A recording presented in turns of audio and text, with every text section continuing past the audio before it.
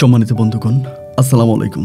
দূরে কাছে দেশে অথবা দেশের বাইরে থেকে কলিজার বন্ধুরা ঠিক এই মুহূর্তে যে যেখান থেকে বাস্তব জীবনের গল্প শোনার জন্য আমার সাথে জয়েন করেছেন, আমি আপন আর যে আপন জীবনের গল্পের 924তম পর্বে আপনাকে বরাবর মতো স্বাগতম জানাচ্ছি। বন্ধুগণ, আজ আমি আপনাকে শোনাবো বরিশালের ছেলে মোহাম্মদ তাজুল ইসলামের জীবনের চরম শিক্ষণীয় এক বাস্তব জীবন কাহিনী। বন্ধুরা, আজকের গল্পের টাইটেল যে 10 স্বামীকে এক রুমে আটকে রাখে স্ত্রী। এই গল্পটা শুধু যে শিক্ষণীয় তাও না, এক প্রতারণামূলক বাস্তব জীবনের গল্পও বটে। এই গল্প থেকে এই প্রতারণার মাধ্যমে আপনি অনেক বড় কিছু শিখতে পারবেন। বন্ধুরা, যারা গল্পটা শুনছেন তারা তো ভালোই, আর আপনাদের কাছে আমি বিনীতভাবে রিকোয়েস্ট করব, গল্পটা শোনার পরে আপনারা আশেপাশের যে ভাইয়েরা আছে, যে বোনেরা আছে, তাদের সাথে গল্পটা শেয়ার করার জন্য। কারণ গল্পটা যদি আপনি অন্য কারোর সাথে শেয়ার করেন, আপনি নিজের মুখেই কারোর সাথে শেয়ার করেন না, এতে ওই মানুষটার অনেক উপকার হবে। গল্পের প্রসঙ্গে আরেকটা কথা না ভুললে নয়, আমি বারবার বলি, এই দুনিয়াতে আপনি যতই অপরাধ করেন না কেন, হয়তো মৃত্যুর পরে আপনি অপরাধের শাস্তি পাবেন। শুধু তাই নয়, আপনি দুনিয়াতে থাকা অবস্থায়ও এই অপরাধের একটু হলেও সাজা আপনি পাবেন। একেবারে সাজাবিহীনভাবে আপনি দুনিয়া থেকে চলে যাবেন না। সাজা আপনাকে দুনিয়াতেও কিছুটা পেতে হবে, আখেরাতে তো পাবেনই। গল্পটা শুরু থেকে শেষ পর্যন্ত শুনবেন এবং গল্প শেষে মোহাম্মদ তাজুল ইসলামকে যদি প্রয়োজন মনে করেন আপনার মতো করে একটা মন্তব্য কমেন্ট বক্সে লিখবেন। ধন্যবাদ সবাইকে। সম্মানিত বন্ধুগণ, আসসালামু আলাইকুম। আমার নাম মোহাম্মদ তাজুল ইসলাম, আমার বাড়ি বরিশাল। বন্ধুগণ, আমি আমার জীবনের গল্পটা শুরু করার শুরুতে আপনাদেরকে আমার পরিবারের বিষয়ে জানিয়ে রাখি। আমার পরিবারে আমি আছি, আমার বাবা আছে, মা আছে, তাছাড়া রয়েছে আমার চাচা, জ্যাঠা সহ আমার পুপি। এছাড়া আমাদের পরিবারে আরও সদস্য রয়েছে, আমার বড় একটা বোন সহ ছোট 3টা ভাই। আমরা টোটাল 4 ভাই 1 বোন। আমাদের পরিবারটা বরিশাল শহর থেকে অনেক দূরে, সবুজ শ্যামলে গড়া কোনো এক ছোট্ট অজপাড়া গায়ের এক নিম্ন মধ্যবিত্ত পরিবার। আমার বাবা পেশায় একজন ফলের ব্যবসায়িক। আমাদের জেলা শহরেই এক কলেজের সামনে আমার বাবার ফলের দোকান আছে। এই ফলের দোকান চালিয়ে ছোটবেলা থেকে একান্নবর্তী এত বড় একটা পরিবারকে আমার বাবা টেনে সামনের দিকে নিয়ে যাচ্ছে। আমার বরাবর দেখতে শুনতে খুব বেশি একটা ভালো ছিল না। আমার বয়স যখন প্রায় 16 থেকে 17 বছর, ঠিক ওই মুহূর্তে আমার বরাবর বিয়ে হয়ে যায়। আমার বাবা অনেক টাকা ঋণ করে আমার বরাবরকে বিয়ে দেয়, কারণ অনেক বছর হয়ে যাচ্ছিল, আমার বড় বোনের বিয়ের বয়স প্রায় পেরিয়ে যাচ্ছিল, কিন্তু আমার বরাবর বিয়ে হচ্ছিল না। যার জন্য আমার বাবা শেষ পর্যন্ত যৌতুকের পথ অবলম্বন করে যৌতুক দিয়ে আমার বরাবরকে বিয়ে দিয়ে দেয়। তো যৌতুক দিয়ে বরাবরকে বিয়ে দেওয়ার পরে আমার বাবার ব্যবসার মধ্যে অনেক দখল চলে আসে। মানে ব্যবসার যে পুঁজি ছিল, সমস্ত পুঁজিয়ে প্রায় আমার বড় বোনকে বিয়ে দিতে গিয়ে আমার বাবার শেষ হয়ে যায়। এরপরেও তো আমরা 4টা ভাই রয়েছে আমার দাদা দাদি সহ মা। আমার কাকারা, আমার জেঠুরা, তারাও ইনকাম করতো, কিন্তু তারা গ্রামে হাল চাষ করতো, মাঠে ঘাটে কাজ করতো। ওভাবে তাদের অবস্থাটা খুব বেশি ভালো ছিল না যে আমার দাদা দাদিকে অনেক বেশি টাকা পয়সা দিতে পারতো। দেখা যায় আমার বাবাই আমার দাদা দাদিকে টানা লাগতো। একটা পর্যায়ে আমার বাবার ওই ফলের দোকানটা বন্ধ হয়ে যায়। বাবা ঠিকমতো দোকানটা চালাইতে পারতেছিল না বলে দোকানটা যখন বন্ধ হয়ে যায়, আমার বাবা তখন একেবারে বেকার হয়ে পড়ে। এবং আমার বাবা এসে তখন আমার কাকা আর জেঠুদের সাথে মাঠে ঘাটে কাজ করতে শুরু করে। যে মানুষটা মাঠের কাজ করে অভ্যস্ত নয়, সে মানুষটা চাইলেই হুটহাট করে মাঠে ঘাটে কাজ করতে পারে না। আমার বাবা এসে যখন মাঠের কাজ শুরু করে, আমার বাবা ওভাবে কাজ করতে পারে না। দেখা যায় সূর্য উঠলে 9টা 10টা বাজলে আমার বাবা মাঠ ছেড়ে বাড়িতে চলে আসে। এভাবে চলতে চলতে আমাদের পারিবারিক অবস্থা তখন এতটাই খারাপ হয়ে গেল যে আমার বাবার পক্ষে এই সংসার চালানো আর মোটেই সম্ভব হচ্ছিল না। আমার মাও এই অভাব অনটন আর মেনে নিতে পারতেছিল না, যার জন্য বাবা আর মায়ের মাঝে তুমুল পরিমাণের ঝগড়া লাগতে থাকে। আমার বাবা আমার মাকে সহ্য করতে পারে না, একইভাবে মাও বাবাকে সহ্য করতে পারে না। প্রচুর অভাব অনটনে তখন আমাদের দিনগুলো কাটতে থাকে। এইভাবে সময়গুলো কাটতে কাটতে একটা পর্যায়ে আমি চিন্তা করলাম যে আমি কি করব। আমিও অনেকটা আমার বাবার মতো অলস প্রকৃতির মানুষ। আমিও বসে থাকতে পছন্দ করি। মাঠে ঘাটে যাওয়া, কাজ করা, পরিশ্রম করা, এগুলো আমাকে দিয়ে হয় না ঠিক একটা। এবার আমি ভাবতেছিলাম যে আমি দেখি কোথাও না কোথাও মাছটিয়ে কোনো কাজে লাগা যায় কিনা। তো আমি কিন্তু মাশাআল্লাহ দেখতে শুনতে অনেকটা ভালো ছিলাম, যেমন লম্বা, ফর্সা বা সর্বদিক থেকে অনেকটা সুন্দর ছিলাম। আমার মা আমাকে নিয়ে অনেক গর্ব করতো। মা বলতো যে তার বাকি 4টা ছেলের মধ্যে, মানে তার যে টোটাল 5টা ছেলে, তার মাঝে আমি দেখতে শুনতে মাশাআল্লাহ অনেকটা ভালো। এই কথাই আমার আম্মু সবার কাছে হেঁটে হেঁটে বলতো। যাই হোক, একটা পর্যায়ে আমি তখন ভাবলাম যে কী করা যায়। এরকম আলাপ আলোচনা করতে করতে আমাদের এলাকা থেকে মোটামুটি একটু দূরেই একটা বাজার আছে, মানে আমাদের এলাকা ভিত্তিক যে বাজার আর কি, ওই বাজারটা অনেক বড় একটা বাজার। আমি তখন সিদ্ধান্ত নিলাম যে ওই বাজারে কোনো একটা টুকিটাকি ব্যবসা শুরু করা যায় কিনা, যেমন ফলের ব্যবসা, যেহেতু আমার বাবা ফলের ব্যবসা করতো, এছাড়া অন্য কোনো ব্যবসা আমি স্টার্ট করতে পারি কিনা। যার জন্য বাজার কমিটির লোকদের সাথে আলোচনা করে এবং তারা বলল যে চাইলে ফলের দোকান দেওয়া যাবে। তো আমি চিন্তা করলাম যে আমি একটা ফলের দোকান দিব, কিন্তু একটা ফলের দোকান দেওয়ার জন্য যে পরিমাণের পুঁজির দরকার ছিল, যে পরিমাণে টাকা পয়সার দরকার, ওইটাও কিন্তু আমার কাছে নাই। সর্বশেষ বাবার কাছে চাইলাম যে বাবা, এখানে একটা ফলের দোকান দিব, তুমি কি আমাকে একটু সাহায্য করতে পারো? আমার বাবা একইভাবে বলল যে আমাকে দেওয়ার মতো কোনো টাকা পয়সা তার কাছে নাই, মানে সে আর অবশিষ্ট কোনো কিছুই রাখেনি। বোনকে বিয়ে দিতে গিয়ে আমার বাবা এক কথায় ফতের ফকির হয়ে গেল। আমি তখন আর ফলের দোকানটা দিতে পারলাম না, এবং ফলের দোকান না দিতে পেরে সর্বোপরি আমি তখন আমাদের ওই বাজারটার মধ্যে একটা মুদির দোকানে চাকরি নেই। মাসটিয়া বেতনে একটা মুদির দোকানে চাকরি নেই, এবং আমি সেই মুদির দোকানে চাকরি করি। আর এই মুদির দোকানটাও বাজারের ভিতরে না, বাজারের বাইরের একটা দোকান। ধরে না, বাজারের বাইরে আশেপাশে কিছু দোকান থাকে না, এরকম আর কি। তো বাজারের বাইরের একটা দোকানে, গ্রামের পাশের একটা দোকানে, আমি তখন ওই দোকানে মুদির দোকানে চাকরি করি। এবং যিনি মালিক তিনি হিন্দু মানুষ, অত্যন্ত ভালো মানুষ। দাদা আমাকে অনেক বিশ্বাস করে এবং ভালোবাসে, যার জন্য দাদা সব সময় আমাকে টেক কেয়ার করে, যত্ন করে, এবং আমাকে সর্বোপরি বলে যে দোকানপাট ঠিকঠাক মতো দেখার জন্য, এবং তিনি ওই দোকানের সমস্ত দায়িত্ব আমার উপর দিয়ে রাখে। দোকানের পুরো দায়িত্ব আমার উপর দিয়ে রাখে এবং দোকানটা সম্পূর্ণভাবে আমিই চালাই। এরকম করতে করতে অনেকগুলো দিন কেটে গেল। তো রোমানা আক্তার নামের একটা মেয়ে আছে ওই বাড়িরই, মানে যেখানে দোকান আছে দোকানের পিছনের বাড়ির। ওই মেয়ের বাবার আবার অনেক সয় সম্পত্তি আছে, টাকা পয়সা আছে, এবং মেয়ের বাবা বিদেশে থাকে, সৌদি আরবে থাকে। তো ওই মেয়ের পরিবার তখন আমাদের এখান থেকে বাকিতে খাবার খাইতো, মানে খাবার খাইতে বলতে বাকিতে মুদির মাল নিয়ে যেত।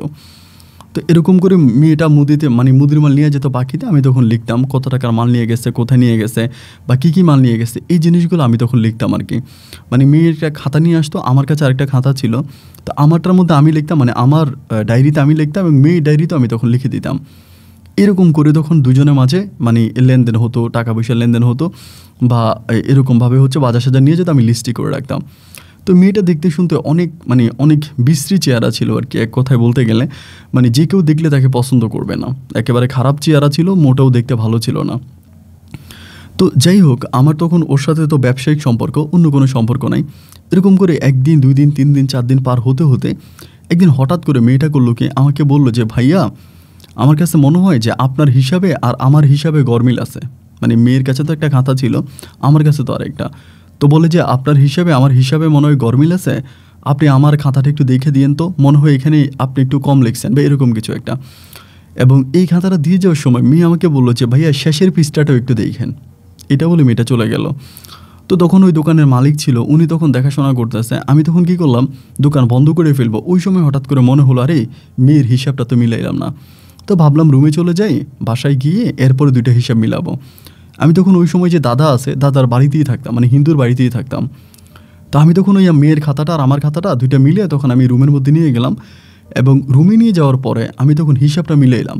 মিলিয়ে দেখলাম যে মেয়ের হিসাব আর আমার হিসাব একই, মানে কোনো পার্থক্য নাই। মেয়ের হিসাবে যা আসছে ওই আমার হিসাবেই তাই।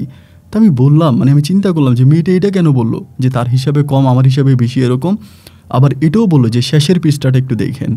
এটা যখন বললো আমি তখন কৌতূহলবশত মেয়ের খাতার ওই শেষের পৃষ্ঠাটা উল্টাতে থাকি, এবং শেষের পৃষ্ঠা উল্টানোর পর আমি দেখতে পেলাম যে ওখানে একটা চিঠি লেখা, এবং চিঠির ভাষাগুলো খুব সুন্দর, একেবারে মিষ্টি করে চিঠি লিখেছে যে মেয়েটা আমাকে পছন্দ করে, আমাকে ভালোবাসে এবং আমার সাথে সম্পর্ক তৈরি করতে চায়, এরকম কিছু একটা লিখলাম।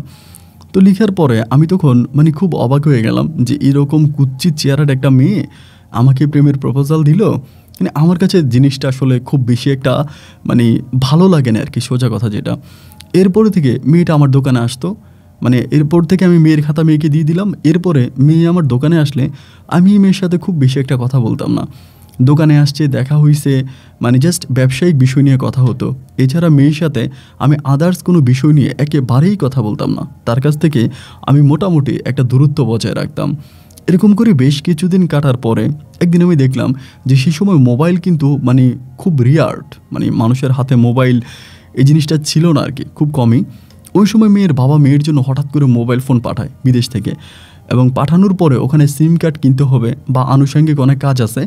তো মেয়েটা আমাকে বলে যে তাজুল ভাই, আপনি আমার ফোনটা একটু মানে আমাদের যে জেলা শহর আছে ওইখানে নিয়ে যান এবং গিয়ে আমার ফোনটা একটু ফিক্সড করে নিয়ে আসেন। আমাকে দিল। ওই সময় একটা ফোনের কিন্তু অনেক দাম ভাই।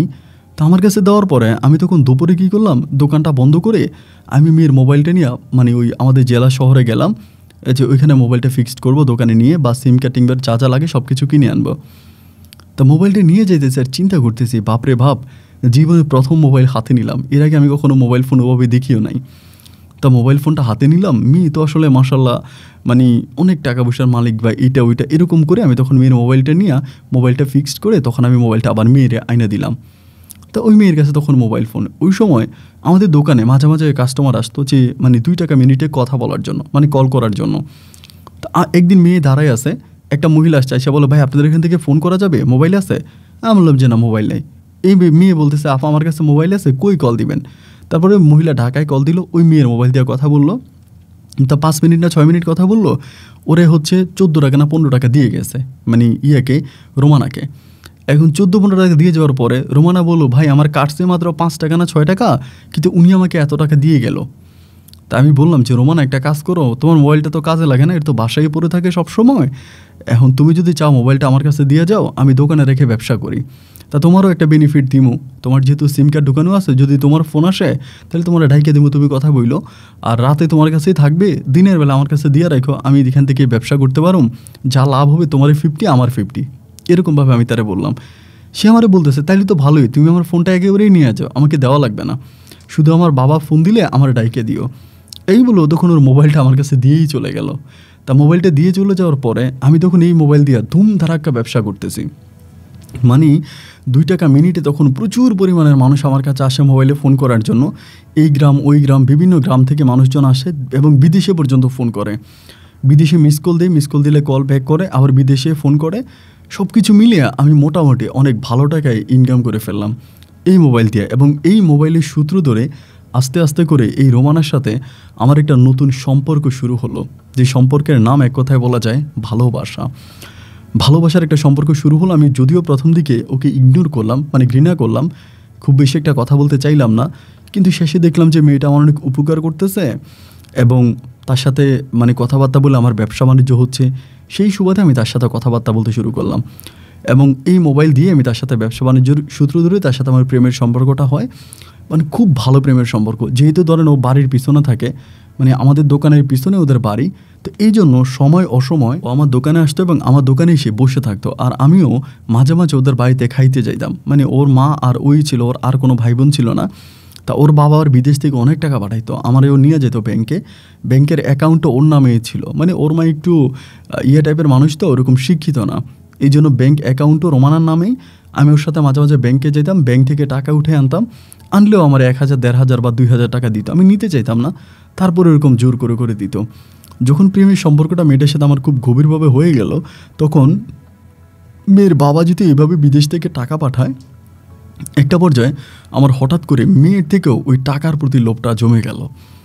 মানে টাকার প্রতি লোভটা জমে গেল। আমি তখন ও যখনই ব্যাংক থেকে টাকা আনতো 3000, 4000, 5000 করে ওর কাছ থেকে নিয়ে নিতাম। ওই ভালোবাসার অধিকারে টাকা নিয়ে নিতাম এবং ওর মাকে কেমনে ম্যানেজ করে ফেলতো। এইভাবে ওর কাছ থেকে টাকা নিয়ে আমি মোটামুটি অনেক বেশি টাকা ওর কাছ থেকে নিয়ে যেতাম। এভাবে 1 দিন 2 দিন 3 দিন টাকা নিতে আমার ভিতর একটা হঠাৎ করে লোভ ঢুকে গেল, এটা যে আমি তো এই রোমানা মেয়েটাকে বিয়ে করব না, কারণ এরকম কালো চেহারার অসুন্দর একটা মেয়েকে আমি বিয়ে করব না। সুতরাং আমি ওর কাছ থেকে টাকা পয়সা নিয়ে যাব, ওর কাছ থেকে টাকা পয়সা নিয়ে ওরা একটা মানে ছ্যাঁকা দিয়ে চলে যাব, এরকম একটা বিষয় আমার কাছে ছিল।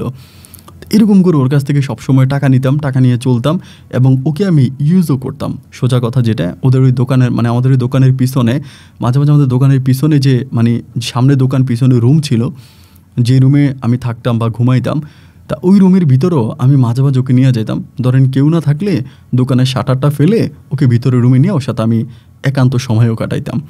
এরকম অনেক কাজ আমি ওর সাথে করেছি। তা এরকম করতে করতে অনেকগুলো দিন কেটে গেল এবং ওর সাথে তখন আমার মোটামুটি প্রেমের খুব ভালো একটা সম্পর্ক হলো।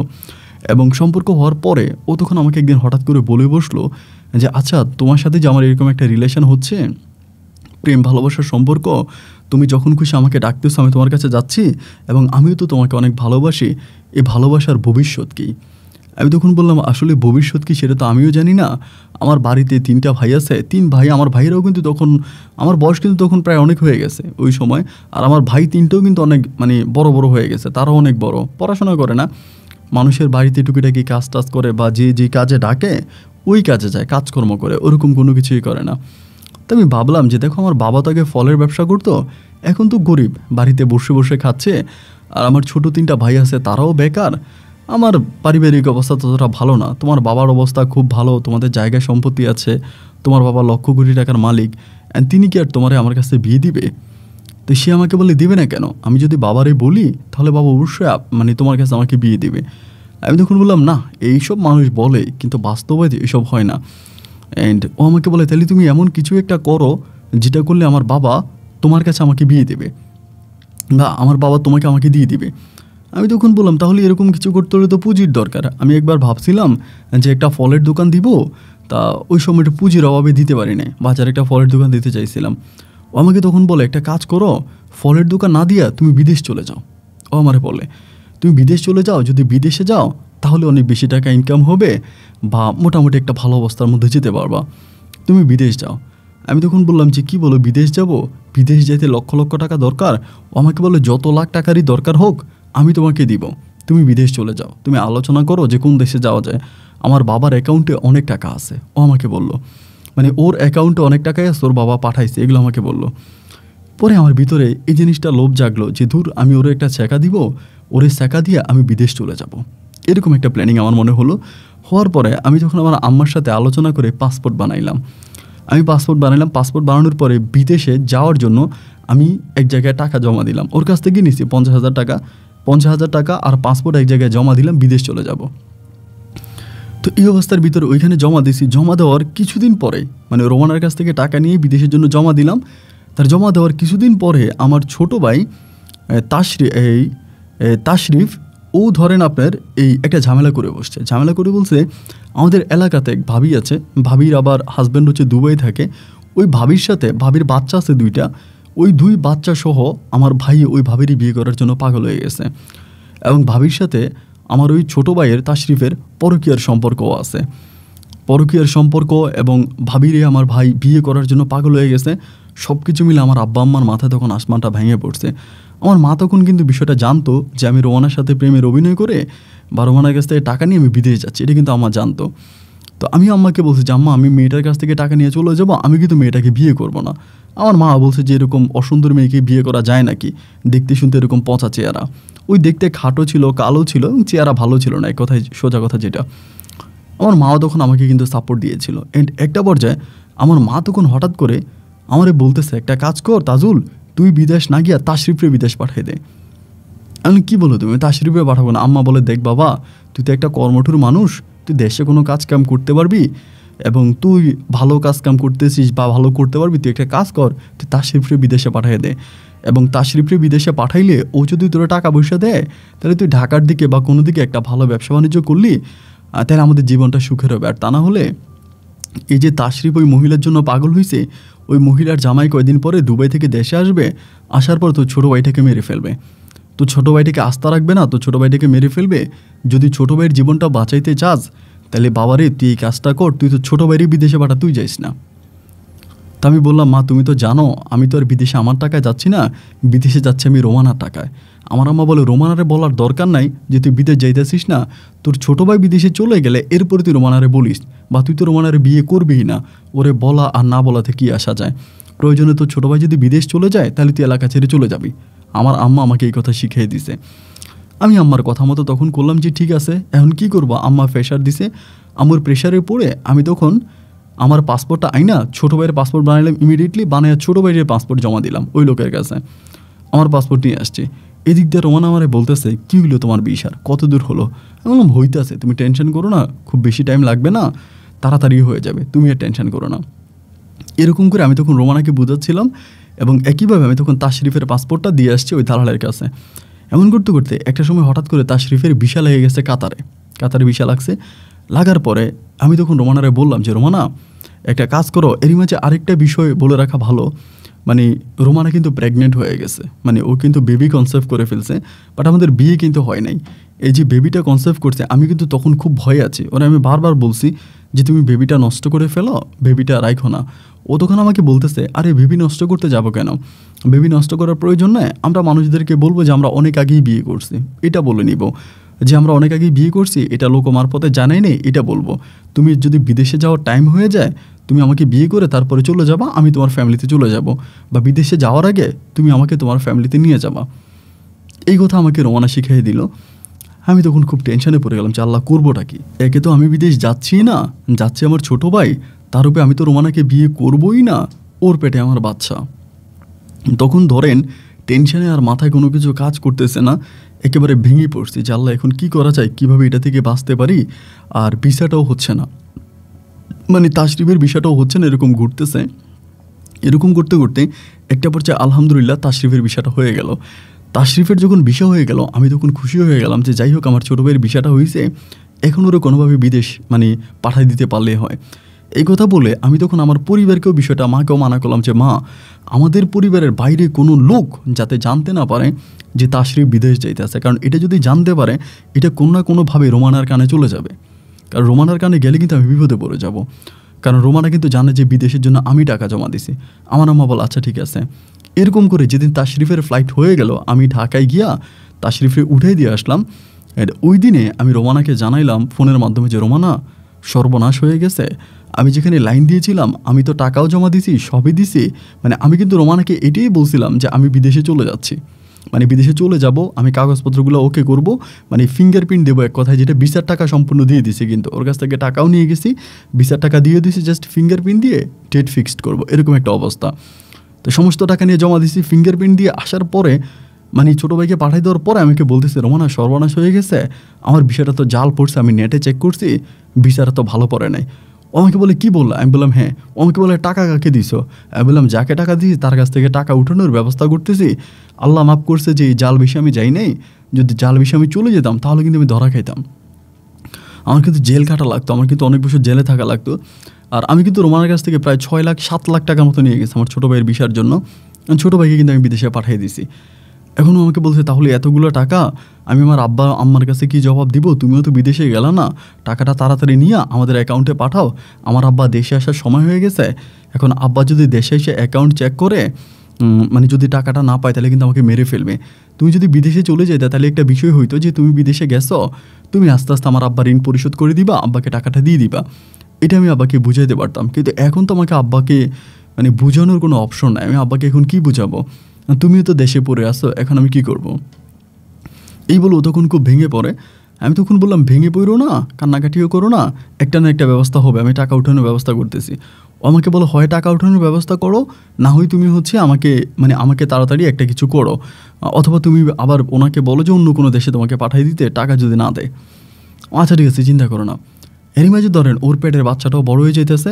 এবারও হঠাৎ করে আমাকে বলতেছে যে তাজুল একটা কাজ করো, বিয়ে বা বিদেশ টিদেশ পরে আমার আব্বা সামনের সপ্তাহে চলে আসবে, তুমি আগে আমাকে বিয়ে করো, কারণ আমার পেটের বাচ্চাটা বড় হয়ে যাচ্ছে।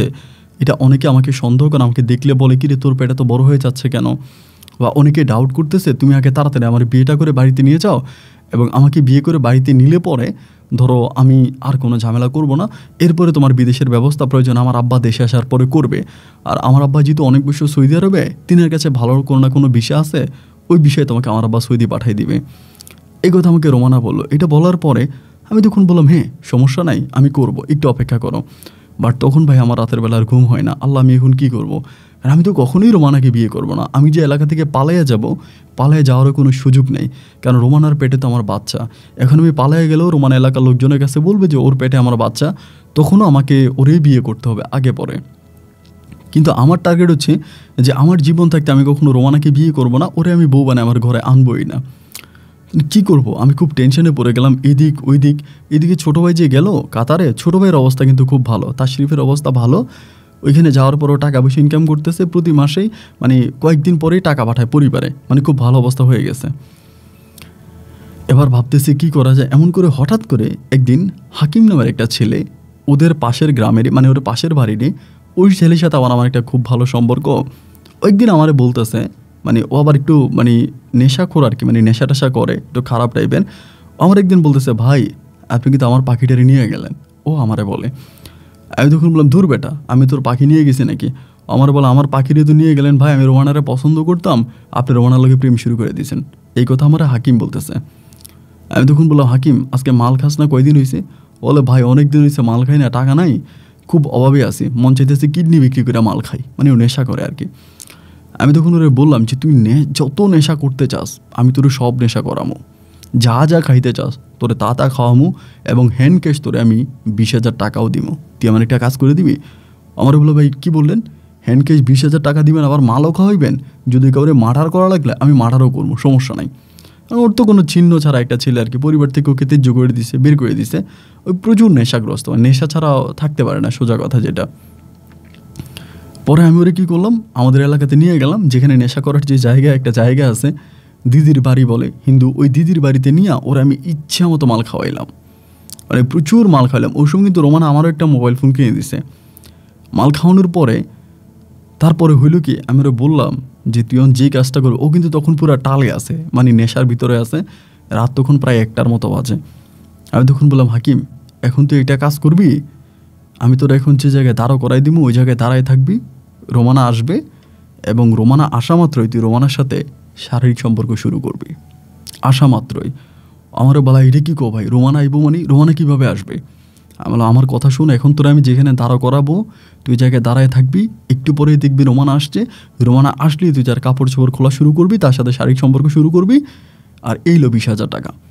ওর যখন আমি 20,000 টাকার বান্ডিলটা দিলাম, ও তো তখন মানে আসমান মাথায় পড়ছে, আরে ভাই কয় কি এত টাকা? ও বলে, ভাই যা করা লাগে তাই করবো। আমি বলি, সাবধান, আমার কথা কিন্তু বলা যাবে না কোথাও। ও বলে, না ভাই আপনার কথা কমবো না, জীবন থাকতে আপনার কথা বলবো না।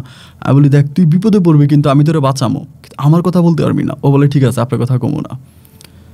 একইভাবে একটা বিষয় ওখানে বলে রাখি, যতক্ষণ রোমানার সাথে আমার শারীরিক সম্পর্কটা হইতো, ওইখানে আসলে আমি ওর সাথে ফিজিক্যালি শুরু করতাম, কথাও বলতাম না। ওই জায়গায় আমাদের একটা জায়গা ছিল, নির্ধারিত জায়গা, যেখানে ও রাতের বেলা আসতো বা আমার ওর সাথে সম্পর্ক করতে মন চাইলে আমি করতাম। ওই জায়গাটা একটা ভাঙা ঘরের মতো ছিল আর কি, ওই ঘরটার মধ্যে। ওই ঘরের মধ্যে আমি তখন নিয়া হাকিমরে বসাই দিলাম যে তুই এখানে বয়, রোমানা এখনই আসবে। এই বলে আমি তখন রোমানাকে কল দিতেছি, 21টা কল দেওয়ার পরে রিসিভ করছে। যে কী হয়েছে? আমি বললাম, আমার খুব ইচ্ছে করতেছে, তুমি একটু আসো না, ঘরের মধ্যে আসো। আমাকে বলে, এত রাতের বেলায়? আমার আম্মা আজকে আমার সাথে ঘুমাইছে। তাহলে তোমার আম্মা তোমার সাথে ঘুমাক, আর যেই তোমার সাথে ঘুমাক তোমার আশা লাগবো, নাহলে কিন্তু আমি এই কর্ম সে আমার হাত কেটে ফেলবো, এটা ওইটা বলতেছি। আর এরই মাঝে আমি এলাকার কিছু লোকজন ঠিক করে রাখছি, এলাকারই কিছু পোলাপাইন যেগুলো আমার সাথে চলে, কারণ আমি এখানে তো দীর্ঘ বছর ধরে দোকানদারি করি না, সব পোলাপাইনের লগে আমার সম্পর্ক, সবাই আমি মাল টাল খাওয়াই, টাকা পয়সা দিই। ওই টাকা পয়সা কিন্তু রোমানারই টাকা পয়সা। এই যে পোলাপাইনের পিছনে টাকা পয়সা আমি ওয়েস্ট করে খরচ করি, এসবই রোমানার টাকা, আমার কিন্তু কোনো টাকা না। তো যেগুলোর আমি মাল টাল খাওয়াইতাম, টাকা পয়সা দিতাম, ওইগুলোর সবগুলোরে রেডি করছি। ফোন দিয়ে আইনা হাকিমের ওই ঘরের ভিতরে ঢুকিয়ে দিলাম। রোমানার এবার আমি ফোন দিলাম। ফোন দেওয়ার পরে রোমানা বেরোয় আস্তে আস্তে করে ওর মোবাইলের আলো দিয়া তখন ওই ঘরে আসছে, এবং ঘরের ভিতরে ঢোকার সময় আমি হাকিমরে বলে দিছি, যদি মোবাইলে আলো থাকে তুই মোবাইলটা ধরে ফেলবি, যাতে মোবাইলের আলো দিয়ে তোরে দেখতে না পায়। ওরা আমি শিখিয়ে দিছি, ও বলে ঠিক আছে। তো ও মোবাইলের আলোটা ঘরে ঢোকার আগে অফ করে দিছে, কারণ অফ করে দিছে এই কারণে যে ঘরে ঢোকার সময় যদি মোবাইলের আলোটা কেউ দেখে তাহলে সন্দেহ করবে। মোবাইলের আলোটা অফ করে দিয়া ও তখন আস্তে আস্তে, একেবারে গুটগুটে অন্ধকার, কিন্তু কোনো কিছুই দেখা যায়, এরকম অন্ধকারের ভিতরে ও তখন আস্তে আস্তে করে রুমের মানে ঘরের ভিতরে ঢুকে গেছে। তো ঢুকে যাওয়ার পরে আমার কাছে মনে হয় রোমানাও বুঝতে পারে নাই যে এটা হাকিম। এই রোমানা ঢুকার ধরেন আপনার 5 মিনিট পরেই, 5-6 মিনিট পরেই আমরা পোলাপাইন্ডার সবাই এই ঘরে কেড়ে করে দিলাম চিৎকার দিয়ে এলাকার মানুষ সব মানে সজাগ করে ফেললাম। ওইখানে আমিষও আসি, আমিষ একটু পিছিয়ে আসি, বাট অন্য পোলাপাইনগুলোর সামনে গিয়ে টসলাইট মাইরা হাতে নাতে ধরছে, দোনোটারে কাপড় ছাড়া, মানে রোমানার গায়েও কাপড় নাই, এবং ওই হাকিম তো নেশা করাই অবস্থায় আছে, ওর গায়েও কাপড় নেই, যার জন্য অবস্থা খুব খারাপ। এই জায়গার ভিতরে ধৈরেই আমার দোকানের সামনে নিয়ে আসছে, আইনে এখানে মনে করেন ওরে বাইরে ফেলছে। রোমানা তখন আর কোনো কথা বলতে পারে না, ওর শরীরে একটা ওড়না পেঁচা রাখছে, জাস্ট ওড়না পেঁচে ওরা এখানে নিয়ে আসছে, এবং আনার পরে তখন সবাই মিলে বলতেছে আর এই মেয়ে খারাপ, এই সে হাকিমের সাথে ধরা খাইছে, নেশা করা ছেলে, এই সেই। আমি তখন বাইরে দাঁড়ায় আছি। রোমানা তখন আমাকে দেখছে, দেখার পর আমার দিকেও তাকে আছে এক দৃষ্টিতে, আমি কিচ্ছু বলি না। যখন ও তাকায় আসে পরে চিন্তা করলাম আমার সম্বন্ধে কোনো কিছু বলে ফেলে কি না, আমার একটা দোষ দেওয়ার আগে আমি নিজে ওর দোষটা দিয়ে দিই। আমি তখন এসে কইতেছি আরে ভাই হাকিমের সাথে ওর সম্পর্ক আছে, এটা তো একদিন দুই দিন না, তো অনেক বছর ধরেই সম্পর্ক। দেখেন মেয়ের পেট বড়, মনে হয় হাকিমের বাচ্চাও আছে ওর পেটের মধ্যে। এই কথা বলার পরেই রোমানা তখন তার চোখের পানিগুলো ছেড়ে দিল এবং চোখের পানিগুলো ছেড়ে দিয়ে অপলক দৃষ্টিতে আমার মুখের দিকে তাকায় আছে। আমি তখন কিছু বলতেছি না, কারণ আমার তো এই ছাড়া আর কিছু করা ছিল না। এবং সেখানে সবাই মিলে বললো কি করা যায়, তা সবাই মিলে সিদ্ধান্ত নিল 3 দিন পরে ওর বাবা আসতেছে। বলে 3 দিন পরে ওর বাবা আসতেছে, যেহেতু ধরা খাইছে ওই ছেলের সাথে ওর বিয়ে হয়ে যাবে। 3 দিন পরে ওর বাবা আসুক, 3 দিন পরে বিয়ে হবে। মানে আমার কথা হচ্ছে এমন একটা কলঙ্ক রটাই দিব, এরপরেও যদি ও আমার নাম বলে আমি বলবো আমার সাথে রিলেশন ছিল, হাকিমের সাথেও রিলেশন ছিল। মানে তাহলে তো আমার ওকে বিয়ে করা লাগতেছে না, মানে ওর কাছে জাস্ট বিয়ে থেকে বাঁচার জন্য আমি এই খারাপ পথটা অবলম্বন করি। এক পর্যায়ে সবাই সকাল হলো, সকাল হওয়ার পর ওটা ছাইড়ে দিল, ও তখন চলে গেছে। ছাইড়ে দেওয়ার পরে আমার তখন মাথা খুব পাতলা আছে, আমি তখন দুপুরের পরে সিনেমা দেখতে চলে গেলাম আমাদের জেলা শহরে, যে সিনেমা দেখব। সিনেমা দেখতে গেলাম। এখন সিনেমা দেখতেছি আমার মোবাইলে অনেকগুলো কল আসছে, আমার মোবাইল কিন্তু সাইলেন্ট। একটা পর্যায়ে হঠাৎ করে দেখলাম যে কল আসতেছে, আলো, সিনেমা হলে তো অন্ধকার, আলো দেখা যাচ্ছে মোবাইলে পকেটে। তো মোবাইলটা বের করলাম, বের করে দেখলাম যে আমার এক ভাবি হয় সম্পর্কে আমাদের বাড়িরই, উনি আমারে কল দিছে, রিসিভ করলাম, যে আমার আম্মা কথা বলতেছে। আমি কী গো আম্মা, আমাদের মোবাইল কই? বলে আমাদের মোবাইলে টাকা নাই, তোর ভাবির মোবাইল থেকে কল দিছি, ঘটনা তো একটা ঘটে গেছে, শুনছস? আমি বললাম কী ঘটনা ঘটছে? মা বলে আজকে তো দুপুরবেলা এই রোমানা তো বিষ খাইছে। আমি বললাম কী বলো, রোমানা বিষ খাইছে? বলে হ্যাঁ, এবং বিষ খেয়ে মারাও গেছে, হসপিটালে নিতে পারে নাই, বাড়ির মধ্যে মারা গেছে। আমি যখন খুব ভয় পেয়ে গেলাম যে মারা গেল, পেটে যে বাচ্চা আছে ওই বাচ্চার আবার ডিএনএ টেস্ট করে আমার ধরে ফেলে কিনা, এই ভয়টা তখন আমার মাথায় কাজ করতেছে যে আল্লাহ এরকম কোনো একটা কিছু হয়ে যায় কিনা। ভয়ের মধ্যে আছে, কিন্তু ওর পেটের বাচ্চাটা নিয়ে আর অত কথাবার্তা হয় না, বা মেয়েটা যেহেতু মারাই গেছে, এই বাচ্চা হাকিমেরও যেহেতু হাকিমের সাথে ধরা খাইছে, এই জন্য ওর মা বা ওর আত্মীয় স্বজনরা পেটের বাচ্চাটা নিয়ে আর কথাবার্তা বলে না, ওই পেটের বাচ্চাটা সহ ওকে মাটি দিয়ে দিছে। মানে সুন্দর আগে ওকে মাটি দিয়ে দিছে, যাতে পেটের বাচ্চাটা জানাজানি না হয়, কারণ পেটের বাচ্চা যদি জানাজানি হয় তাহলে তো আরও মানসম্মানের বিষয়, আরও অপমানের একটা বিষয়। এই কথা চিন্তা ভাবনা করে তারা কী করলো, সুন্দর আগে মেয়েটাকে তাড়াতাড়ি মাটি দিয়ে দিল ওই পেটের বাচ্চা সহ। তো মাটি দেওয়ার পর হাকিমের আর কিছুই বললো না, কারণ হাকিম তো নেশাগ্রস্ত, যে রাস্তায় ঘুরেও নেশা করে, ওরে আর কে কী বলবে, ওরে আর কেউ কিছু বলে নাই। এবার আমি আস্তে আস্তে এলাকাতে আসলাম। ওই রাতে আর আসি না, ওই রাতে আমার ওই জেলা শহরে আমার এক বন্ধুর বাসায় থেকে গেলাম। পরের দিন সকালে আসলাম, আসার পরে গ্রামটাই আমার কাছে কেমন যেন একটু ভার মনে হচ্ছে। আমার ভিতরে অনেক বেশি একটা ভয় কাজ করতেছে, তো এতটাই ভয় কাজ করতেছে, এবং নিজের ভিতরে নিজের বিবেকটা আমাকে খুব বেশি তাড়া দিয়ে বেড়াচ্ছে, যেটা আমি কী করলাম, এত বড় একটা অপরাধ করে ফেললাম, অন্যায় করে ফেললাম, এটা আমি কী করলাম, কেন করলাম, কী কারণে করলাম। নিজের ভিতর কেন জানি ওই যে হয় না যে নিজের যে বিবেক আছে, ওই বিবেক তখন আমাকে তাড়া করে বেড়াইতেছে, একদিন রাতে আমি দোকান থেকে আসার সময় হঠাৎ করে আমি একটা জিনিসও দেখেছি, যেটা আমি বলতে চাই না, আমার ভয় করে। এরকম একটা জিনিস আমি দেখেছি, ওরই একটা আত্মা দেখেছি আর কি, সোজা কথায়। এবং এরপর থেকে ওর বিভিন্নভাবে আমাকে গ্রামে অনেকের মুখে শুনতাম, ওরা এখানে দাঁড়ায় থাকতে দেখে, ওইখানে দাঁড়ায় থাকতে দেখে, বা বিভিন্ন জায়গায় ওকে দেখা যায়। আমার ভিতর তখন ভয় ঢুকে গেছে। আমার আম্মা বলে তুই এলাকা ছেড়ে চলে যা, কারণ তুই বাড়িতে থাকলে এইভাবে যেগুলো শুরু হয়েছে তুই কিন্তু শান্তিতে থাকতে পারবি না, ভালো থাকতে পারবি না, তুই বাড়ি থেকে চলে যা, কোন দিক দিয়ে তোরা আবার ফাঁসাই দে না, ওই মেয়ের আত্মা এসে তোরা কোথাও ধরে মাইরে ফেলে, তুই চলে যা। আম্মু আমাকে এগুলো বলার পরে আমি তখন কী করলাম, এলাকা থেকে ভাইকে ঢাকাতে চলে আসলাম। আমার ছোটো ভাইয়ের অবস্থা কিন্তু তখন খুব ভালো, আমার ভাই তাশরিফ বাড়িতে টাকা পয়সা পাঠাইতেছে, বিন্দাস ভালোই চলতেছে। আমি বললাম ঢাকাতে আসার পরে মারে বললাম যে মা, আমার ঢাকায় চলে আসছি, কটা টাকা পয়সা দাও না, একটু ব্যবসা বাণিজ্য করি, এই কিছু টাকা পয়সা দাও।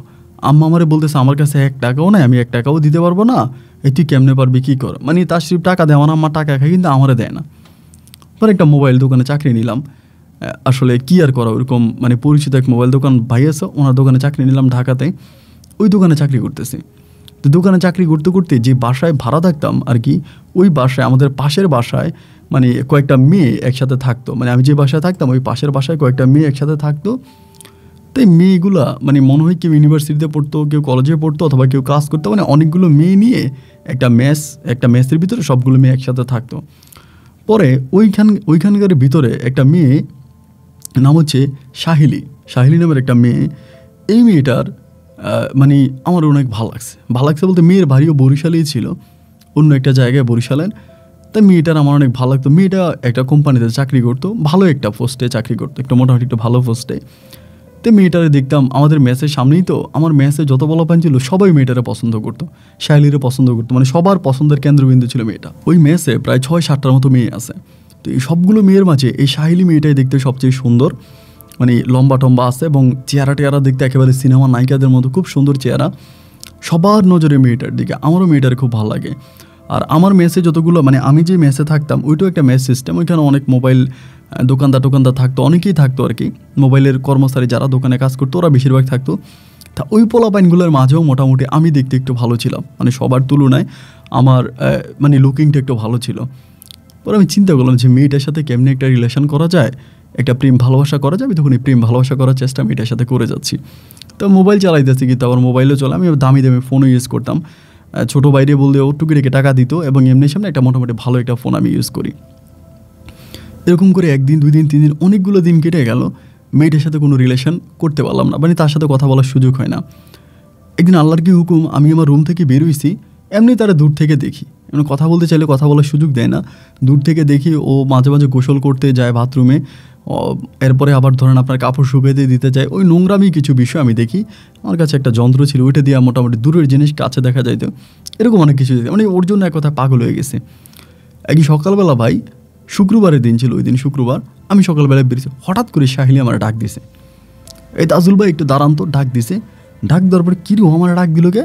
আমি যখন দাঁড়াইলাম, দাঁড়ানোর পর এসে বলতেছে, ভাইয়া আজকে তো শুক্রবার, আর আপনাদের মার্কেট কি বন্ধ? শুক্রবার তো মার্কেট বন্ধই থাকে, কেন কী হয়েছে? পর আমার ভাই আমার ফোনটা ডিস্টার্ব করতেছে কালকে রাত থেকে, আমি বুঝতেছি না যে ফোনটা এরকম কেন করতেছে, মানে ফেসবুকে ঢুকতে পারতেছি না, কোনো কাজ করতে পারতেছি না। আমি কী হয়েছে দিই, পরে ফোনটা হাতে দিল, দেওয়ার পরে দেখলাম যে মোবাইলটা হ্যাং হয়ে গেছে বা এরকম একটা সিস্টেম। তেমন আজকে তো মার্কেট বন্ধ, তুমি যদি বলো আমি পাশের মানে দূরে একটা মার্কেট আছে, ওইটা খোলা আছে, ওইখান থেকে ঠিক করে নিয়ে আসবো। পরে আমার বলে, ভাই তাহলে ফোনটা একটু প্লিজ ঠিক করে এনে দেন না, কারণ আমার কাজ আছে, তো আমার অফিসিয়াল অনেক কাজ আমার ফোন দিয়ে করা লাগে, যদি একটু পারেন ঠিক করে নিয়ে আসেন। আমি তাহলে ভালো, দাও ফোনটা দাও। ওর কাছ থেকে মোবাইলটা নিয়ে ভাই আমি তখন খুশিতে, মানে মহা খুশি। মোবাইলটা আমি তখন মানে আমার দোকানে খুলছি, মানে চুরি করে দোকান খুলছি, আমার মোবাইলের মিকারও কিতাম, মোবাইলে কাজ টাজ করতে পারতাম।